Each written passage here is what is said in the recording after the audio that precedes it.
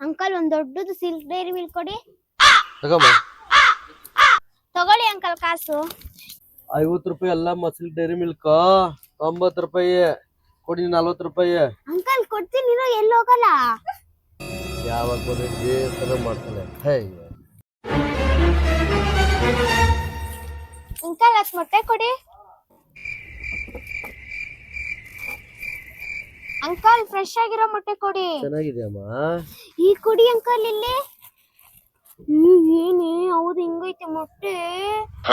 ಈ ಪಕ್ಕದ ಅಂಗಡಿಯಲ್ಲಿ 100 ರೂಪಾಯಿ ಕಣೆ. ಫ್ರೆಶ್ ಆಗಿರೋ ಮೊಟ್ಟೆ ಬೇಕೇನೆ? ಹೌದಾ ತಗೊಂಡ್ ಬಾ ಹೋಗೆ.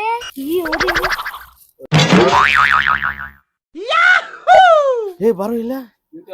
ಆ ಹುಡ್ಗಿ ಮೊಟ್ಟೆ ಎತ್ಕೊಂಡೋದ್ಲ. ಹೋಗ ಏನ್ ಮಾಡ್ತಾ ಇದ್ರಿ ನೋಡ್ಕೊಂಬ ಹೋಗ.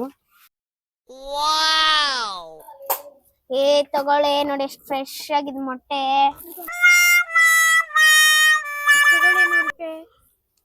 ಆಯ್ತು ಬಾಯ್.